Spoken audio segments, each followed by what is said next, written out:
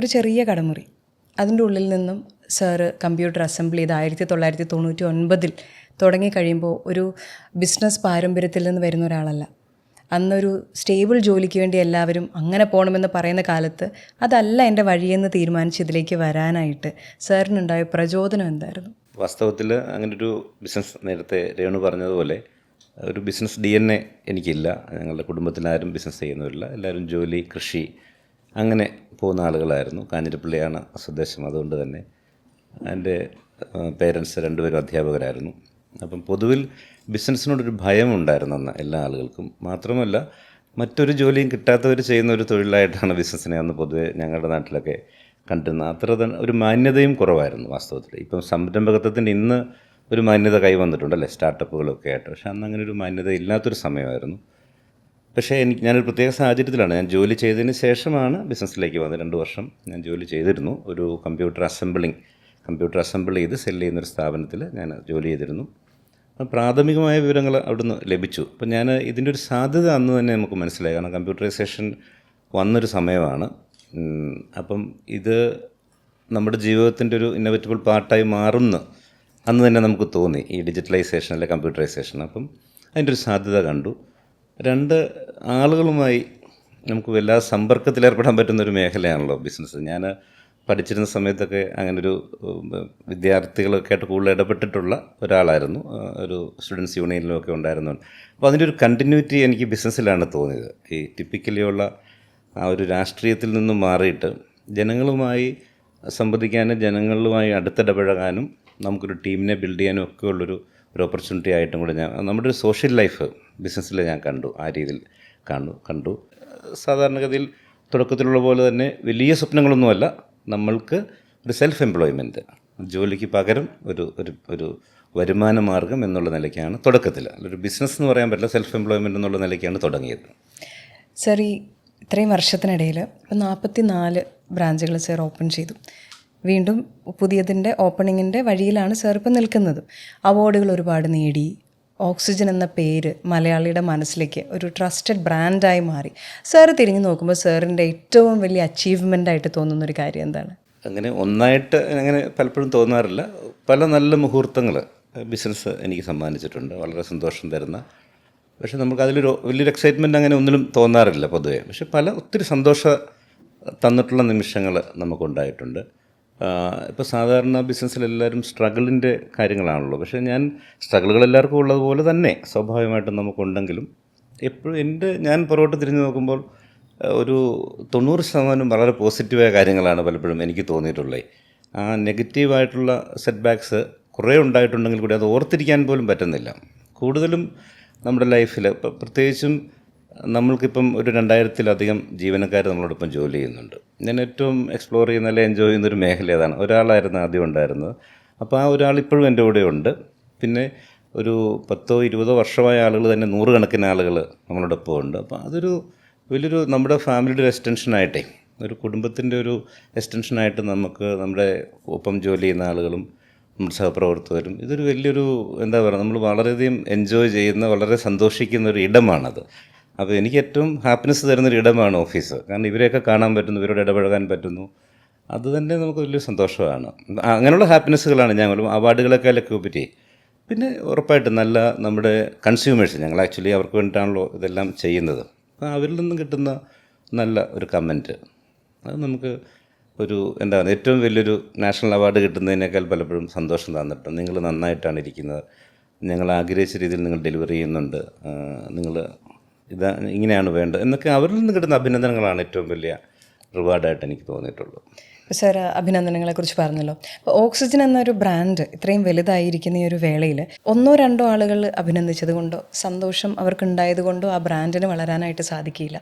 അപ്പോൾ ഈ ബ്രാൻഡിൻ്റെ വളർച്ചയിൽ ഓക്സിജൻ്റെ ഒരു USP ആയിട്ട് സാർ കണ്ടിട്ടുള്ളത്, അല്ലെങ്കിൽ മനസ്സിൽ കണ്ടത്, അല്ലെങ്കിൽ ആളുകൾ പറയുന്ന ഒരു കാര്യം എന്താണ്? ഞങ്ങൾ തുടങ്ങിയ അന്ന് മുതൽ തന്നെ, കാരണം ഒരു പ്രോഡക്റ്റ് സെല്ല് ചെയ്ത് കഴിഞ്ഞതിന് ശേഷമാണ് ശരിക്കും ഒരു റിലേഷൻഷിപ്പ് തുടങ്ങുന്നതെന്നാണ് ഞങ്ങൾ വിശ്വസിക്കുന്നത്.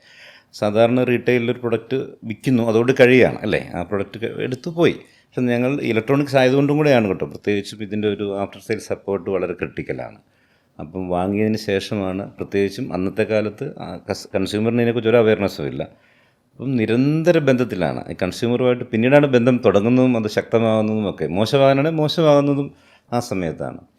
അപ്പം ഒരു USP ആയിട്ട് ഞങ്ങൾ അതാണ് ആദ്യം മുതൽ പറയുന്നത്, ഒരു പീസ് ഓഫ് മൈൻഡ് നമ്മൾ കൊടുക്കുന്നു കൺസ്യൂമർക്ക്, ആ ഒരു മനസ്സമാധാനം. കാരണം മനസ്സമാധാനം പോകാവുന്നതൊരു മേഖലയാണ്, ഇലക്ട്രോണിക്സ് പ്രോഡക്റ്റാണ്, എപ്പോൾ വേണമെങ്കിലും അതിനെ വിഷയം. പ്രത്യേകിച്ചും കമ്പ്യൂട്ടറിലൊക്കെ അന്നത്തെ കാലത്ത് ഒരു സോഫ്റ്റ്വെയറിലുണ്ടാകുന്ന ചെറിയ അപ്ഡേഷൻ ഇഷ്യൂസ് പോലും മൊത്തം ക്രാഷാകുന്നു, വൈറസ് അറ്റാക്ക്, ഇങ്ങനെ എല്ലാം പ്രശ്നങ്ങളായിരുന്നല്ലോ പണ്ട്. വൈറസൊക്കെ ഒരു വലിയ താരമായിരുന്നല്ലോ.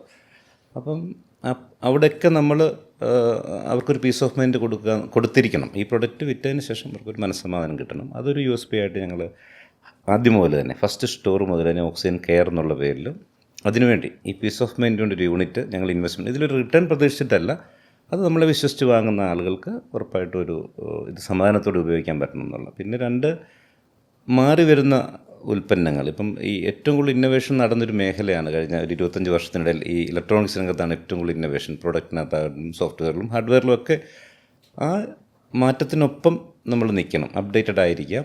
ഏറ്റവും ലേറ്റസ്റ്റ് ടെക്നോളജി ഏറ്റവും അഫോർഡബിളായ റേറ്റിൽ ആളുകളിൽ ആദ്യം എത്തിക്കുക, ഇതിനെപ്പോഴും നമ്മുടെ ശ്രമം തുടർന്നുകൊണ്ടേയിരുന്നു. പിന്നെ പലപ്പോഴും നമ്മുടെ ഒരു ഷോപ്പിങ്ങിനെ കുറിച്ചുള്ള കോൺസെപ്റ്റ് കൺസ്യൂമറുടെ മാറി. ആദ്യം ഞങ്ങൾ ബ്രൗഷേഴ്സ് കാണിച്ചിട്ടാണ് സെല് ചെയ്തിരുന്നത്. പിന്നെ നമ്മൾ പ്രൊഡക്റ്റിന് ടച്ച് ആൻഡ് ഫീൽ കൊടുത്തു. ലാപ്ടോപ്പൊക്കെ ആദ്യം തന്നെ തുറന്നു വെക്കാനുള്ള റിസ്ക് നമ്മൾ അന്നത്തെ കാലത്ത് ചെയ്തു. പിന്നെ സ്മാർട്ട് ഫോൺ ആകട്ടെ, ഏത് പ്രൊഡക്റ്റും ഈ ഏറ്റവും മനോഹരമായൊരു ടച്ച് ആൻഡ് ഫീൽ എക്സ്പീരിയൻസ് എങ്ങനെ കൊടുക്കാം, അത് ടച്ച് ആൻഡ് ഫീൽ എല്ലാവരും കൊടുക്കുന്നു, അതിലെങ്ങനെ ഡിഫറൻഷ്യേറ്റ് ചെയ്ത് ടച്ച് ആൻഡ് ഫീൽ കൊടുക്കാൻ പറ്റും എന്നുള്ള റിസർച്ചിലാണ് ഇപ്പോഴും ഞങ്ങൾ. ഓരോ ഷോറൂം കഴിയും തോറും കുറച്ചുകൂടി ബെറ്ററായിട്ട് എങ്ങനെ ആളുകൾക്കൊരു അനുഭവം, ഒരു ഷോപ്പിംഗ് അനുഭവം കൊടുക്കാൻ പറ്റും എന്നുള്ളതാണ് നമ്മൾ റിസർച്ച് ചെയ്യുന്ന മറ്റൊരു USP. അപ്പോൾ ഒന്ന്, നമ്മൾ ഈ ആഫ്റ്റർ സെയിൽ സപ്പോർട്ടുണ്ട്, പിന്നെ ഈ ഷോപ്പിങ്ങിനകത്ത് കൊടുക്കുന്ന നൂതനമായിട്ടുള്ള അനുഭവം, പിന്നെ ലേറ്റസ്റ്റ് ആയിട്ടുള്ള പ്രോഡക്റ്റ് ഏറ്റവും അഫോർഡബിൾ ആയിട്ടുള്ള നിരക്കിൽ ആളുകളിൽ ആദ്യം എത്തിക്കുക. ഇതുകൂടാതെ ഞങ്ങളുടെ എംപ്ലോയീസിൻ്റെ അടുത്ത് ബേസിക്കലി ഞങ്ങൾ സെയിൽസ്മാൻ അല്ല, സെയിൽസ് കൺസൾട്ടൻ്റ് എന്നാണ് നമ്മൾ ഇൻറ്റേർണലി പറയുന്നത്. കാരണം ഈ പ്രോഡക്റ്റ് പല ആളുകൾക്കും ഇപ്പോൾ ഒരു സ്മാർട്ട് ഫോണിലൊരു 50 ഫീച്ചേഴ്സ് ഉണ്ടെങ്കിൽ 5 ഫീച്ചേഴ്സ് പോലും ആരും ഉപയോഗിക്കാറില്ല പലപ്പോഴും, അല്ലേ?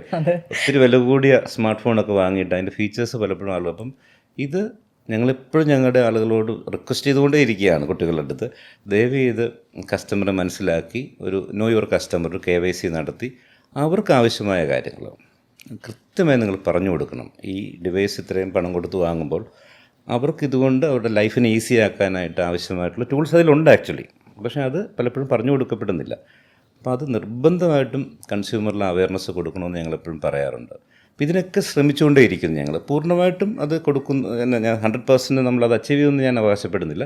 പക്ഷേ ഞങ്ങളൊരു വളരെ സിൻസിയറായിട്ട് ഈ കാര്യങ്ങളൊക്കെ ഇതിനൊക്കെ ശ്രമം നടത്തുന്നുണ്ട്. അതാണ് എനിക്ക് പറയാൻ പറ്റുന്നത്. ആത്മാർത്ഥമായി ശ്രമിക്കുന്നുണ്ട്. നിങ്ങൾ ബിസിനസ്സിലേക്ക് വരുന്ന സമയത്ത്, ഇപ്പം സാർ പറഞ്ഞു ആകസ്മികമായിട്ടാണ് ഈ ഒരു ബിസിനസ് എന്ന് പറയുന്ന മേഖലയിലേക്ക് വരുന്നത്.